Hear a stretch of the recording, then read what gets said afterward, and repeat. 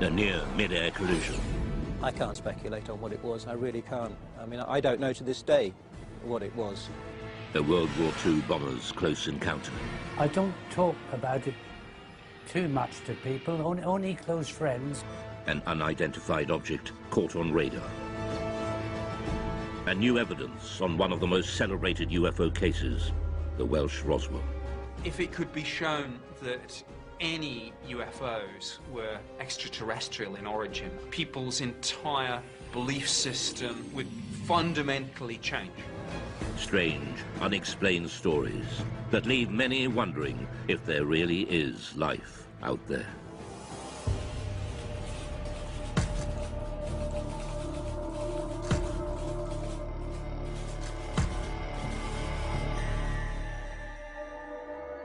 What are three popular word searches on the internet? Perhaps the first two are no surprise. UFOs have an incredible hold on the popular imagination, but few myths have involved government investigations, surveillance, and cover-ups. UFOs have.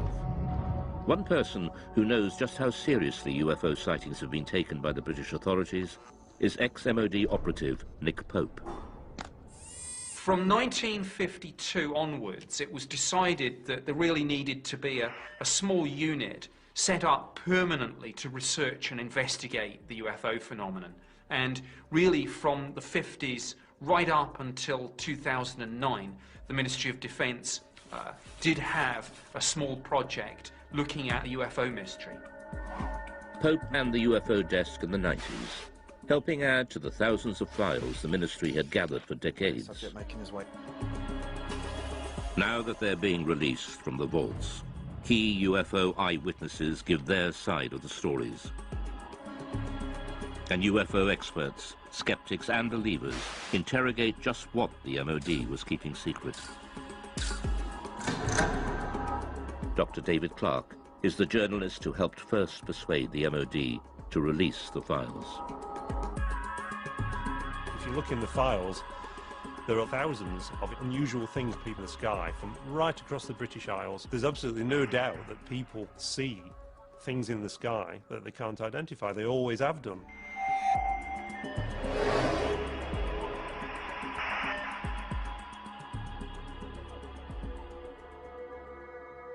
January 6th, 1995. Two experienced pilots of a Boeing 737 carrying 60 passengers from Milan to Manchester report a near collision. It's an incredible sighting of an unidentified flying object which sends the authorities into a spin. In the defence files, there are quite a number of incidents involving near misses between civil aircraft and unidentified flying objects. The most impressive of all was a report that was made by the crew of a British Airways 737.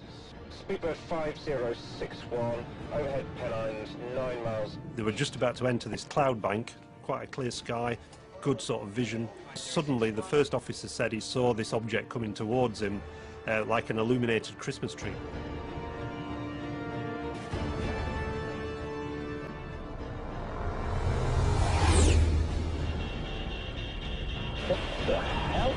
It was so low in its approach and so close that he automatically ducked, thinking there was going to be a collision. And this thing just zoomed past, and immediately he turned to the captain and said, "Did you see that?" The captain said, "Yeah, I saw it as well." Immediately the pilots radioed into Manchester Control Tower. There's a lot of concern amongst air crews about what damage could be done to their reputation if they became known as, you know, the crew that see flying saucers. So it was interesting in this case that despite that, these two air crew decided that when they landed they were going to file an official air miss report. So that would then trigger a full detailed investigation by the Civil Aviation Authority, which is exactly what happened. For the first time, the MOD files show how this extraordinary incident sparked a full-scale investigation conducted by aircraft near-miss investigator Anthony Booth. Well, it was unusual for a start because it was the only one in my memory in 7 years of working in that particular department that I'd actually dealt with something like this. We could talk to the pilots, both the pilots. We would go through looking at radar recordings, RT transcript recordings of the voices of the pilots, recordings of what Manchester Air Traffic Control had to say. We just looked at anything that might shed some light on what this object might have been. The pilots now refuse to talk publicly about the near crash, but the MOD files recall what they told Anthony Booth at the time. My attention was initially focused on the glare shield in front of me, but I was diverted by something in my peripheral vision. The object had a number of small white lights, rather like a Christmas tree. The high speed of the object, although unable to estimate its distance, it was very close. There's a transcript of the conversation between the captain of the 737 and ground control. This is Speedbird 5061. We just had something go down the right-hand side, just above us, very fast. And Manchester immediately come back and say, well, there's nothing seen on radar. Was it an aircraft? Well, it had lights. He went down the starboard side very quickly. Manchester say, and just above you? Just slightly above us, yes.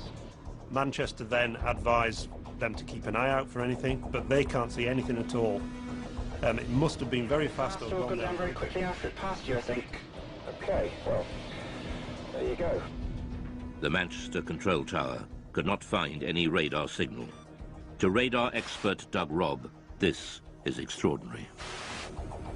It says the likelihood of such activity escaping detection is remote, as the area is well served by several radars, and any movement at the levels in question would almost certainly have generated a radar response. Nothing was seen. So what was it that avoided radar detection? The MOD files showed that the investigators and pilots considered all the possibilities. It was a hang glider.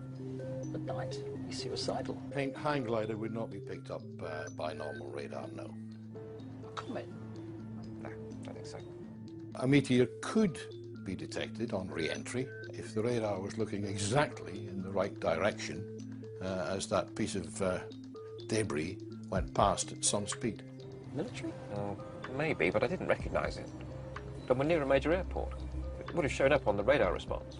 Spy plane? I don't think so. Didn't look like a stealth. Stealth aircraft would not be picked up by normal radars. If a spy plane is being kept secret, it's not going to be flying where people can see it. And certainly nowhere near airliners. UFO? That'd be daft. I don't know. These pilots are not lying. They did have an unusual experience, which to them remains baffling. The files show the investigation seriously analysed the possibility of military activity, but they found no evidence from any official source. It seems most unlikely that such a flight would have been conducted so close to a busy international airport. So what was it? We revealed the conclusion, locked away in the MOD vaults since 1995, reached by Anthony Booth's investigation. Most of the incidents that we looked at, we could arrive at some conclusion, definite conclusion, but in this case, we couldn't really. We had to come up with an assessment of cause and risk. Both the risk and the cause were unaccessible. Degree of risk, unaccessible. Cause, unaccessible. Really, that statement is really, really unusual to find that in an official air miss report, and it's basically saying we don't have a clue what was seen. Look, they'll say back at BA. I think they might rib us about this one. At the end of their the summary of the working group's discussions, it says that there is no doubt that these pilots both saw an object and that it was of sufficient significance to prompt an air miss report. Unfortunately, the nature and identity of this object remains unknown. To speculate about extraterrestrial activity, fascinating though it may be, is not within the group's remit and must be left to those whose interest lies in this field. To some ufologists like Nick Pope, the absence of any real conclusion leaves serious and unanswered questions. Now, to me, this was quite extraordinary. UFO does not mean alien spacecraft, but clearly, in some people's minds, whether it was the pilot and the first officer, or whether it was the investigators at the Civil Aviation Authority or the Ministry of Defence, clearly somebody was thinking, well, maybe, just maybe, this is something extraterrestrial. I can't speculate on what it was, I really can't. I mean, I don't know to this day what it was. All I know is that we can't assume we know everything in this day and age. There may be things that we don't know about. The Manchester near-miss investigation shows just how seriously unexplained sightings were taken by the MOD. But the UFO desk had been receiving reports from pilots for decades. The files reveal sightings during World War II, and in some cases these were considered so grave they were referred right to the top of government. The newly released UFO files confirm what many experts suspected. The British government was investigating unexplained sightings as far back as World War II. I don't talk about it too much to people, only close friends who experienced perhaps flying during the war.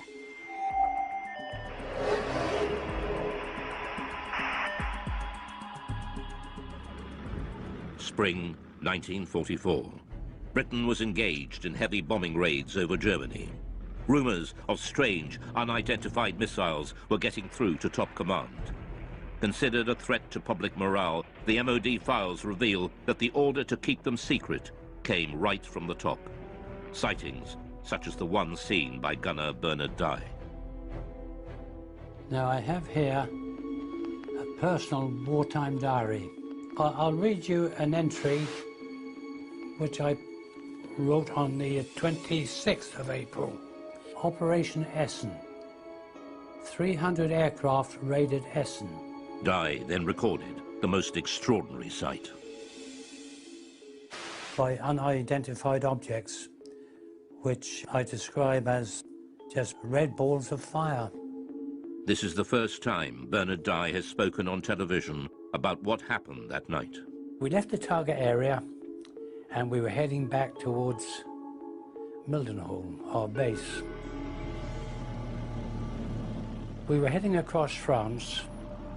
Everything appeared to be peaceful.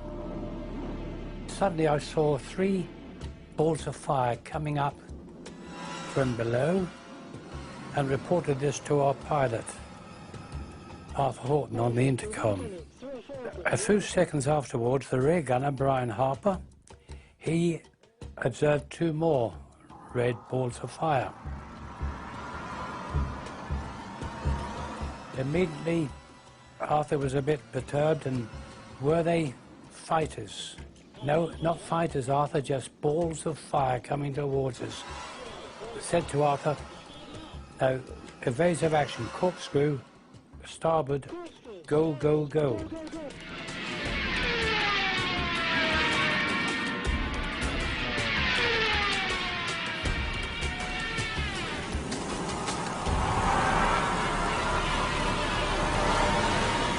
We travelled over 300 miles per hour. The aircraft was shaking like a leaf, and still they were following. The pilot was getting worried about burning the engines up. Engineer, Dave, what about the engines? Never mind the engines, skipper. Keep going, or something to that effect. The words were rather rude. It certainly gave me and the crew the willies to see them. After a short distance, these 5 red objects, they just got slower, and the red lights disappeared into the blackness below, and we got safely home. Well, when we got back to Mildenhall, our base, each crew is interrogated by intelligence officers, and they just laughed at us. And this upset the pilot, and, he said, you wouldn't bloody well have been laughing if you'd have been sitting with us in the aircraft. What did gunner Bernard Dye think they were? Didn't know what to think, but I thought they were just a new weapon that the Germans had invented. Bernard Dye was not alone. Other World War II aircrew had also reported unexplained sightings, and we now know that at least one of these reports was suppressed, and the order to do so came right from the top. Wartime Prime Minister Winston Churchill was so terrified the report would leak out, he ordered a 50-year blackout. Mr. Churchill declared that the UFO incident should be immediately classified for at least 50 years and its status reviewed by a future Prime Minister. Churchill's order referred specifically to a late World War II sighting made by a British aircrew returning from a reconnaissance mission over Germany. The files record, "My grandfather was present during a debate about an unexpected incident experienced by an RAF bomber crew. the MOD files show that the story originates from the grandson of Churchill's bodyguard, who had been present at an urgent meeting between the Prime Minister and the US commander of the Allied forces, General Eisenhower, who discussed the incident together. He was writing in to see if the ministry could confirm this story, that this guy who was the bodyguard was present at a discussion between Winston Churchill and Eisenhower about a mysterious incident when the crew of a Royal Air Force reconnaissance aircraft that had seen this metallic object that had appeared by the side of their aircraft, and it followed the aircraft, and it behaved in a way that was completely unexplainable in terms of it being, a German aircraft or any other sort of Nazi flying machine that they were aware of. A leading aircraft expert was also at the meeting. He dismissed any possibility that it could be a missile, since a missile could not suddenly match its speed with a slower aircraft and then accelerate again. Churchill was determined this would go no further. Another person at the meeting raised the possibility of an unidentified flying object, at which point Mr. Churchill declared that the incident should be immediately classified. But the file goes further. One extraordinary line explains just how fearful Churchill was of public reaction to this UFO sighting, if it ever got out. This event should be immediately classified, since it would create mass panic amongst the general population and destroy one's belief in the church. But the files also reveal that this wasn't the first time Churchill had got embroiled in UFO sightings. In October 1912, there was sightings of mysterious lights in the sky over the dockyards at Sheerness in Essex. And Winston Churchill was the First Lord of the Admiralty, and he had to look into this, and Churchill had to admit in Parliament that he couldn't explain what had been seen. The files show that even after the war, Churchill took a personal interest in unexplained sightings. In the aftermath of the sightings in Washington, D.C. in 1952, that made all the news headlines, Winston Churchill again became interested and sent the memo to the Secretary of State for Air. What does all this stuff about flying saucers amount to? What can it mean? What is the truth? Let me have a report at your convenience. Until now, Gunner Bernard Dye never knew there were other World War II sightings that Churchill wanted kept secret at such a critical time in the war. We showed him the newly released MOD file on Churchill. Well, after reading this report, it sounds, really identical to what we witnessed and saw that night. I haven't heard of this before, but it doesn't surprise me that he was told about it, because things happened during the war years, and there were other objects obviously appeared.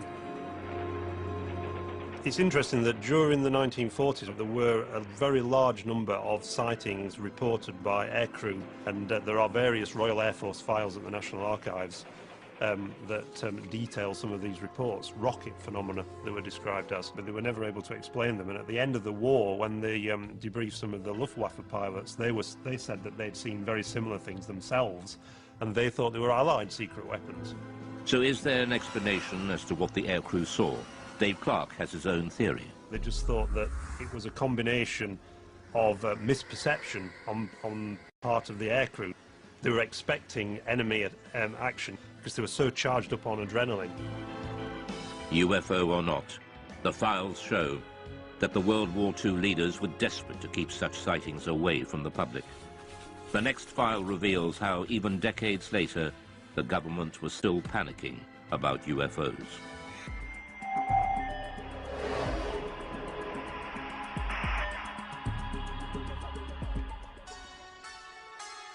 Many UFO experts believe that the Pitlochry file illustrates one of the most significant UFO conspiracies of recent times. It involves photographs of an unidentified object captured flying over a remote Scottish valley. The photos were sent to the MOD, but mysteriously went missing. Journalist Mark Pilkington has spent years trying to track down these UFO images. The Pitlochry photographs in the MOD files date back to the 4th of August 1990, when two witnesses on the A9 near Calvine, near Pitlochry, allegedly saw a large diamond-shaped craft hovering in the air for about 10 minutes and took 6 photographs of it. And the object that they claimed to have seen was accompanied by 2 aircraft, which the MOD later identified as Harriers. The photographer has never been identified. He sent the 6 photographs to the Scottish Daily Record newspaper. The paper never ran the story. Instead, they referred them to the MOD for investigation. The Ministry of Defence took their own copies of the photographs, which have since disappeared. They, according to the files, sent the original negatives back to the Scottish Daily Record, which inexplicably never ran a story on the subject and never published the photographs, and presumably returned them to the 2 men whose names have been removed from the file, so we can't ask the 2 men. So mystery piled upon mystery. All that remains in the files is a photocopy of the alleged photographs. UFOlogists later mocked up this photo of what was seen. But Nick Pope dealt with the original photos and file when he worked behind the MOD desk. Both the Defence Intelligence Staff and the Joint Air Reconnaissance Intelligence Centre analysed this very carefully, and the consensus was clear on this. This was a real object. It was maybe 25, 30 metres in diameter. I sat down with my opposite number from the Defence Intelligence Staff at a briefing about UFOs. We discussed this photograph extensively. This was something that was of defence interest, because clearly it could do something that we couldn't, and we wanted that technology. The MOD was determined to play down the incident. There's an interesting briefing by the Ministry of Defence press office on defensive lines to take if these photographs made it into the newspapers, and they were asked questions about this. And there's a list that basically says that we have looked at the photographs and no definitive conclusions have been reached regarding the large diamond-shaped object. And if they were pressed by the media, they were told to say all sighting reports received by the Ministry are referred to the staff in the departments which are responsible for the air defence of the UK. During his time with the Ministry, Pope had a blown-up copy of the photograph on his office wall until it was personally taken down by his superior. One suggestion was that this was a secret prototype American spy plane. My head of division convinced himself that this probably was some secret aircraft or drone, and he ordered that this be removed. We know from the files that there was a lot of internal discussion about, were the Americans flying this incredible spy plane, and if so, why had they not asked for permission, for this thing to fly through British airspace? Journalist Mark Pilkington believes that events at the time could well have influenced what people thought they had seen. This was just 2 days after the first Gulf War had broken out, and there were certainly great deployments of aircraft towards the Middle East, and the UK was a kind of sort of stop-off point and a sort of launch pad for a lot of those aircraft. The MOD were clearly worried about public reaction, just as Churchill had been 4 decades earlier. So was there a cover-up by the MOD over the mysterious Pitlochry photographs? There's a possibility that the Ministry of Defence destroyed these images, possibly because they thought that they were some American spy plane that they'd rather we didn't know about, or maybe if this thing genuinely remained unexplained, because we simply didn't want the embarrassment of saying that there might be things in our airspace with speeds and manoeuvres that exceed everything that we've got, and yet which remain unexplained. However, all we're basing this on, we should make clear, is a very grainy, fuzzy black and white image that, for all I know, could have been drawn by a child with crayons. Mark Pilkington is still looking for the real Pitlochry photographs to find out just what did put Britain's defences to the test. But 6 years later, on Britain's east coast, another UFO sighting sparks off a full-scale military investigation and a direct challenge to the Secretary of State for Defence. In 1996, the Ministry of Defence was drawn into a serious breach of UK defences by a UFO over East Anglia. MOD files reveal it not only involved the police, Coast Guard and RAF, but a call to the Defence Secretary to scramble jet fighters. I'm very concerned about an incident that occurred off the East Anglian coast recently involving a visual unidentified flying craft sighting that was correlated by various different military radar systems. Why weren't our jets scrambled? It was one of the biggest UFO scares ever. And it all started one quiet October night on the East Coast.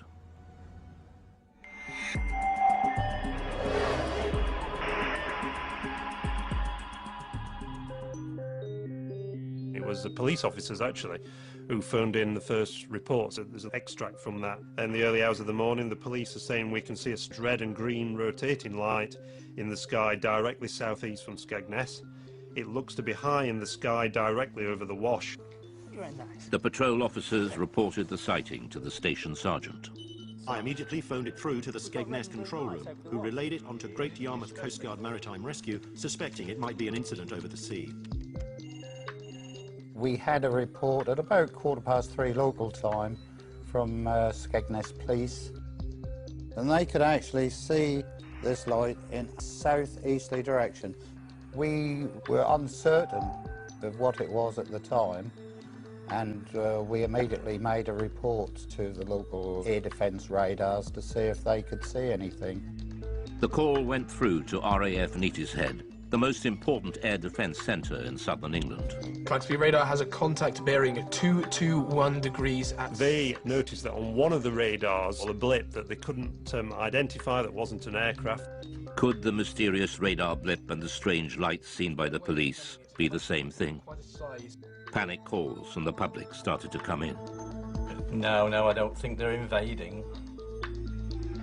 The call was put out to shipping to keep a lookout for unidentified lights. Then a tanker came back. MV Conocastle Yarmouth, we're seeing a group of lights above the Wash. The vessel at sea was the Connor Coast, and she was in much this sort of area. At 3:50 a.m., Patrol Officer P.C. Leyland rushed onto the police station roof to video the strange lights and managed to capture 5 minutes of footage now showing a single stationary white light. News of the sighting spread quickly through the UFO grapevine.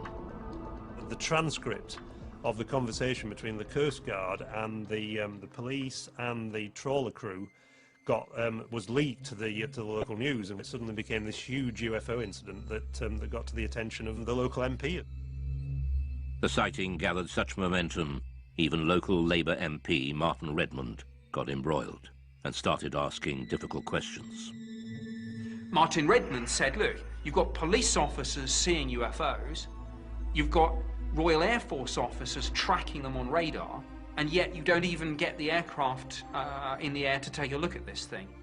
Here's a copy of the letter that Martin Redmond MP sent to the Right Honourable Michael Portillo, Secretary of State for Defence, and he says, I am very concerned about an incident that occurred off the East Anglian coast recently involving a visual unidentified flying craft sighting which was correlated by various different military radar systems. While I'm interested in finding out what was seen, my primary concern stems from the absolute shambles that such an event seemed to cause. So he's really sort of having a go at the Ministry of Defence and saying, you know, why didn't you react to this? What are the RAF doing? So this really stung the RAF. The files reveal a picture of chaos. The letter sparked off an MOD investigation to explain the RAF's resistance. Doug Robb was operations manager on the night. We showed him the MOD findings. He wasn't surprised by the conclusions. This diagram is the radar plots over Boston on that night. And in summary, it shows that Claxby picked up the object, but it didn't move, and it was on land. And after investigation, it was decided that it was the church tower, the Boston Stump, as it's known. The files were certain this was the culprit. The church is known in aviation circles as the Boston Stump and appears occasionally on some radars in certain radar propagation conditions. They said that this was a completely separate phenomenon to the bright stationary lights that had been seen by the police from Boston and Skegness and by the tanker crew. The report concluded there was no justification to order the scramble of RAF fighters, much to the chagrin of the local MP, Martin Redmond. You'd scramble for a high-speed incoming aircraft 200 miles away, but you're not going to scramble aircraft for a fixed object on land. I mean, what's the threat? If what the radar picked up was indeed a church, what then were the mysterious lights seen by the police and the tanker crew? The MOD scrutinized the police video footage. It suggests a distant celestial source. The MOD sent the footage onto the Royal Greenwich Observatory for analysis. Their report has been kept buried since 1996 in the MOD files. UFO and astronomy expert Ian Ridpath was shown their conclusions and the police video. If you look at the police video, you can see it's just a bright dot of light just sitting there, not appearing to do anything. So, to me, this shows that even the most impeccable witnesses can actually make what is really a basic mistake, which is just misidentifying bright celestial objects. Well, the most common culprit is the planet Venus. In fact, it's called the Queen of the UFOs, and this is because it's the brightest object in the night sky after the sun and the moon, which could have been what the police were seeing. He also believes there's an explanation for the colors of the lights. When the camera zooms in, very often the camera will completely lose focus, and you can actually see some odd shape to the light, which is actually the diaphragm of the camera. But this doesn't explain what the tanker crew observed. The MOD investigation found that they saw a light coming from a different direction to Venus, and they were baffled. These lights remain unexplained. But expert Ian Ridpath believes there is an answer. The object that the tanker saw to the north, I think, was another bright star called Vega, which is also just appearing to twinkle and flash multicolored lights. UFO expert and skeptic Dave Clark believes there is a reason why this escalated into such a major incident. This happened in 1996, which was the very height of the popularity of the X-Files series on TV. It was the biggest sort of year, the 1996-97, in terms of number of reports they received since 1978. So is this case closed for East Anglia? Or will more mystery emerge, just as it has, with one of Britain's most celebrated cases that refuses to go away, the Welsh Roswell?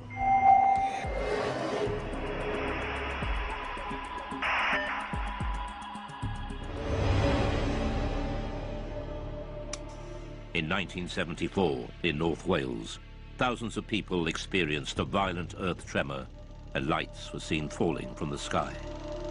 Some ufologists believe a UFO crashed, and there's been a cover-up ever since of the Welsh Roswell. Oh, a heck of a bang, yes.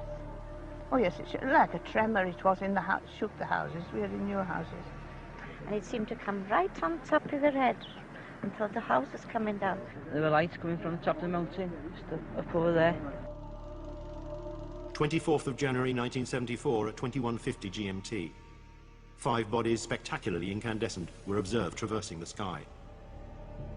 New information has been revealed that opens the mystery further. Named as one of the main witnesses in the Berwyn incident is Hugh Lloyd, then a 14-year-old farmer's son. Just after 8:30 p.m., Hugh's family felt the massive earth tremor. It was a frightening experience.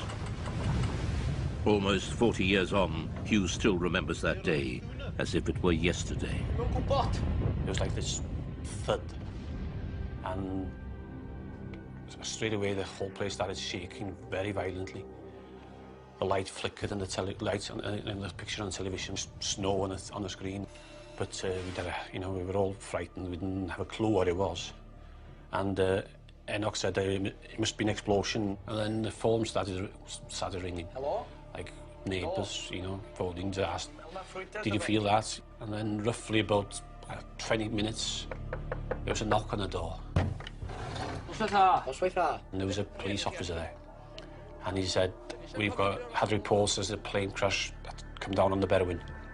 And we'd like to commandeer your Land Rover to go up there. Me being 14, I said, well, Enoch, you better drive it.